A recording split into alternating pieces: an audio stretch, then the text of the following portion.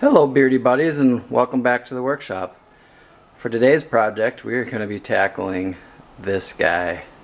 Now this is going to be a lot of work, but I'm kind of excited about it. This is one of two old cast iron sinks, this being the smaller one. This is a regular standard sink, and we have a very large cast iron kitchen sink that we happened to find in the woods at our grandparents' farm. And these originally were in their house. My grandparents used these. They lived at their farmstead for over 60 years, and that's currently where we're living now. So looks like a lot of work. There's definitely some damage here. You can see a big crack along the side and some porcelain chipped off, but we'll do our best. As long as this holds water, we'll be able to do some repairs on this stuff. So let me flip it over so you can get a look at the other side. Alright, here you go. As you can see, it's a little bit rusty, and that's okay. We got a lot of work ahead of us. I pre-soaked some of the hardware with some penetrating oil, so hopefully we don't have any issues getting that off. And looking forward to this. This should be a fun project, but quite a bit of work. I think we'll start with just general cleaning. We want to make sure that the sink holds water without any issues. So I'll get you guys set up in the stand, and I'll try to take some of this hardware off. Oh, the other thing I wanted to mention is that I think it's kind of cool is that there's actually a separate faucet for each hot and each cold. Now, with today's plumbing standards, the hot will probably need a mixing valve so that to avoid scalding, but I just think it adds a lot of character. So I'll get you set up and we'll take a look then. Alright, hopefully you guys can see good. I'm going to start by trying to get some of this grit around the threads here so that I can hopefully get this off. It does look like it's been bent, so I'm a little worried about it. Might need to use the heat.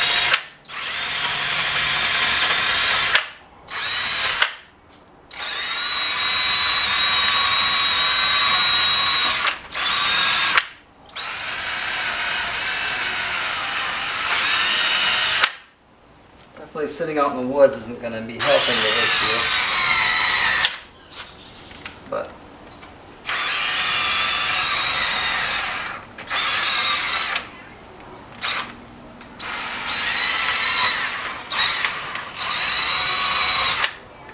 I'm most worried about this one. I have sprayed it a couple times.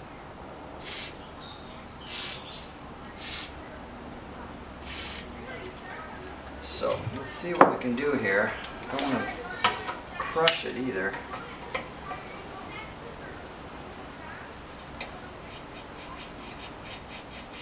So, as I suspected, the whole thing is kind of turning together. So we're going to have to try to find a way to maybe isolate these pieces.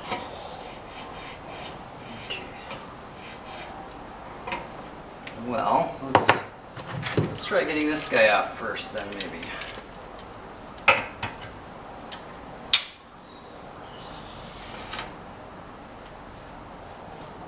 Oh, we got the same type of deal going on here.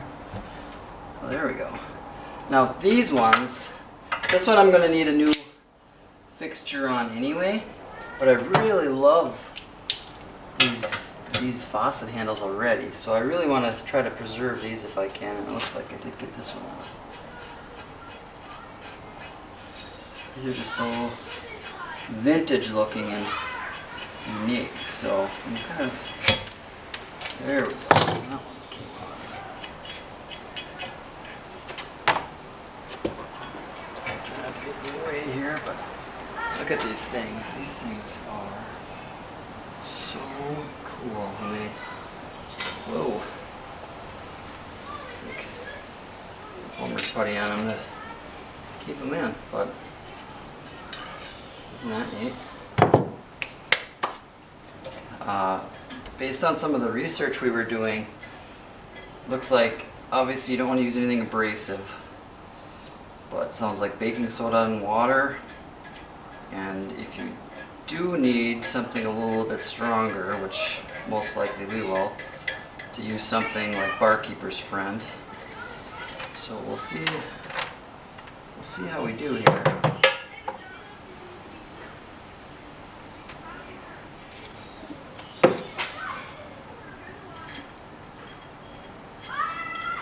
And I really want to wire wheel this entire back rusty spot and then use some rust inhibitor on it just to protect it further. We need further rust. I'm going to look to see what kind of a setup I can do here to keep it in place. Alright, so I think I might just barely be able to get this vice grip on here to kind of grab the top of this. Grab it at the same time. I'm not worried about saving it. In fact, there we go. This is definitely going to have to, this piece is definitely going to have to be replaced at some point. I might be able to, with some modern plastic plumbing. And this piece is all ruined, as you can see, dented and everything anyway. So all I need is to get just a little bit of grip here. That might even be enough.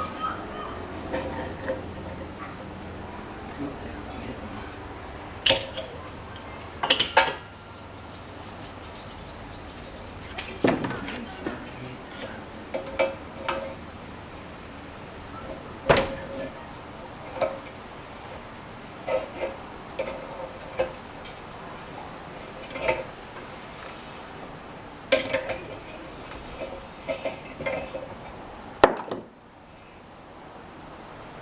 Sharp on it. Cut myself here. We're getting there. I was a little worried about this, to be honest with you. Keep blocking your view. Sorry about that.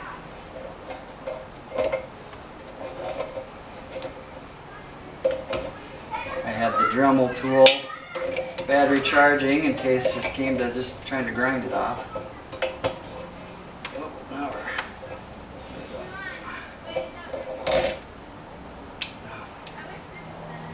Like I said, no point in worrying about saving it. Let's see if I can.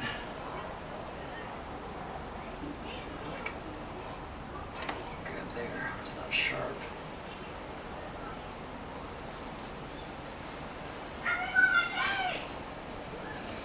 Also, you can hear my kids in the background being noisy, and that's perfectly fine. It's about 100 degrees here today.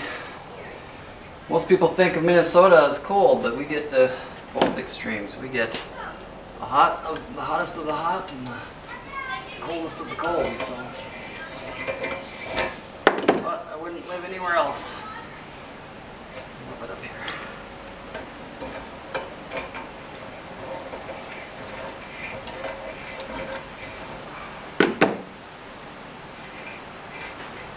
Got myself already. Sharp. All right. There we go. Oh, it was definitely dirty.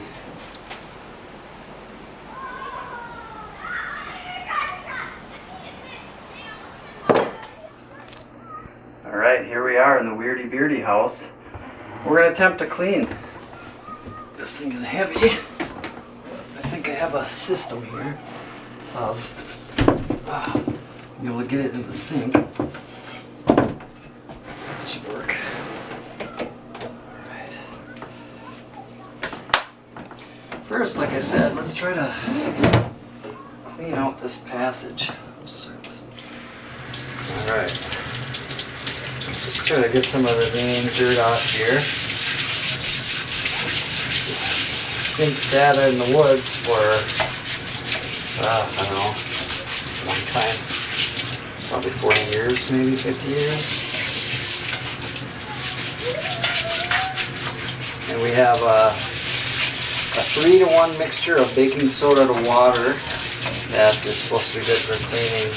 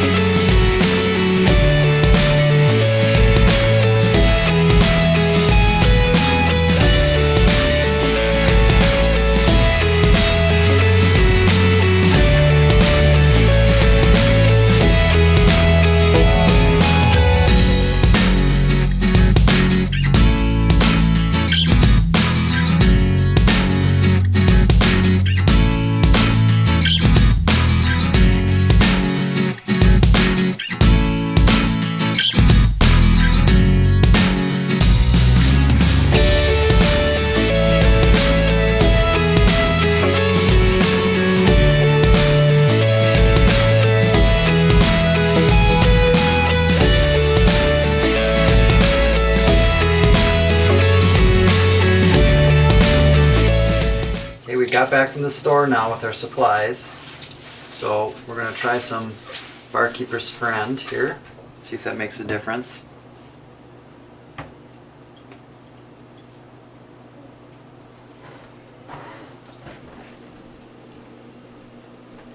Alright, so I'm gonna, it definitely seems to be working, but this time I think I'm gonna kind of just rub it in a little bit first.